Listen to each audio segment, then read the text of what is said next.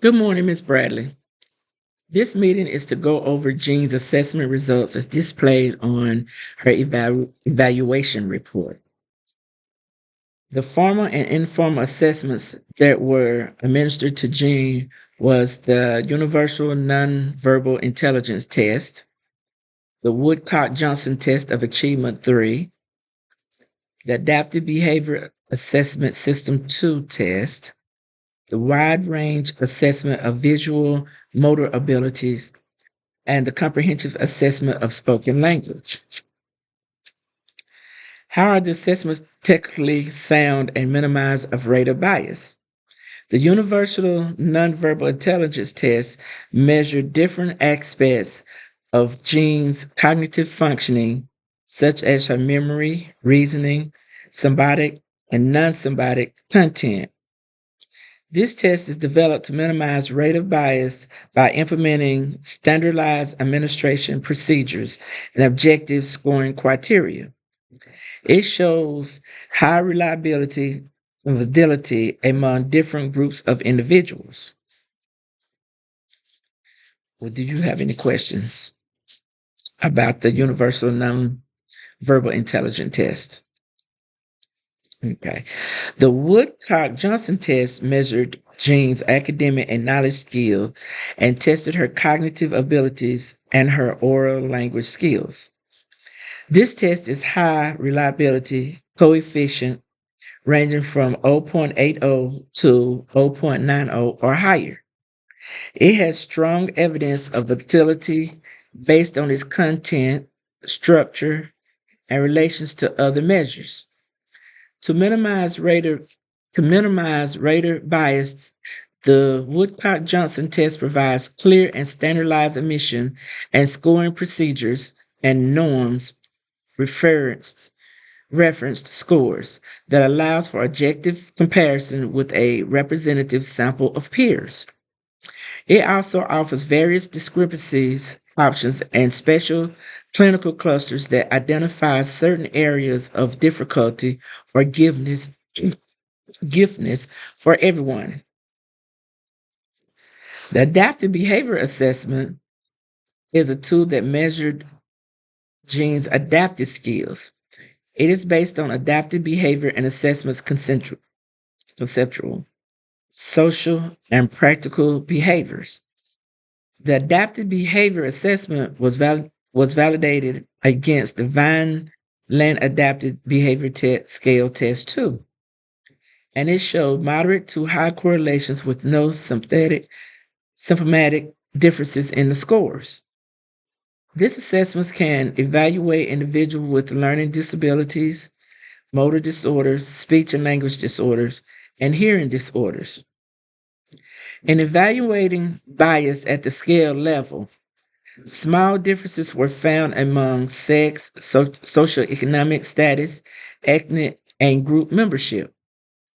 There is still potential for self-report bias because the test relies on the parents, the teachers, and the students themselves rating. Any questions or concerns about this test? Okay. The wide range assessment of visual motor ability evaluated Jean's visual motor skills, her visual, spatial, and her fine motor. This test can be measured individually or in combination, which it was measured individual with Jean. And the norms that included subtest scale scores to percentiles and the age equivalent. This test consists of drawing, matching, and pegboards. This test does minimize rate of bias because of the higher reliability and validity measures.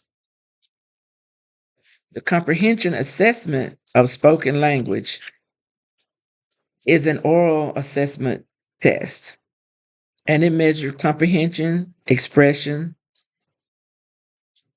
and retrieval among 4 categories of oral language.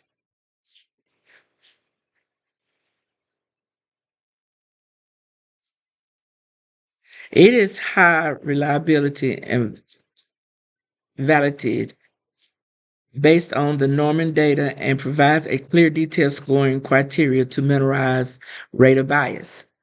Although it has been said that rater bias may still affect oral language assessment in general, depending on the rater's beliefs, perception, prejudice, and language background.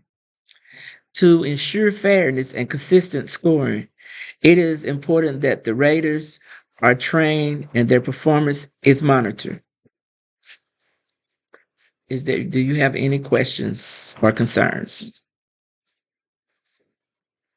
The reason why this assessment was appropriate for diagnosing the strengths and needs of Jean was because she is far below grade level in reading, math, writing, and she also received speech language OT, PT therapy before starting kindergarten. Her development, as you stated, her development in crawling, walking, talking, and toileting were delayed also. The Universal Nonverbal Intelligence Test was for Jean's cognitive functioning. The Woodcock-Johnson test measured her academic knowledge and oral language skills. Adaptive behavior assessment measured her adaptive and social skills. The wide range assessment measured her fine motor skills, and the comprehensive assessment measured her oral language comprehension and expression. In explaining Jean's, I'm gonna go over Jean's assessment results and how it will guide her the appropriate education decisions.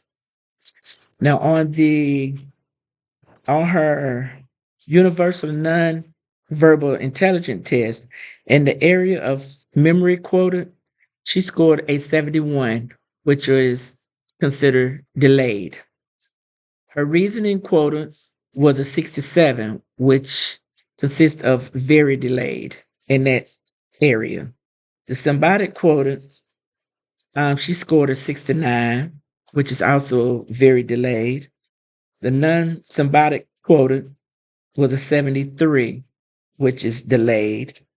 And her full scale IQ was a 70, which is also considered delayed. In the assessment Woodcock-Johnson test of the Achievement 3, in the area of the reading clusters, she scored a 71, which was low. In the math clusters, she scored a 47, which was very low. And in written language clusters, she scored a 62, which also was very low. In the adaptive behavior assessment test, too, in the area of communication skills, she scored a 2, which was extremely low. Her socialization slash communication slash motor slash maladaptive behavior, that was the school living subtest, she scored a 2, which was extremely low. In her daily living skills, the motor skills, and maladaptive behavior, which is the health slash safety, she scored a 5, which was borderline. Her socialization, which was leisure, the subtest leisure, was a 6, and she's also borderline. And her daily living skill, which is her self care needs, is a 4, which also is a borderline. And the wide range assessment of visual motor abilities in the area of visual motor, which is drawing shapes, she scored a 62. Her visual spatial, which is the matching, she scored a 55. And the fine motor, which is the pegboard, she scored a 57.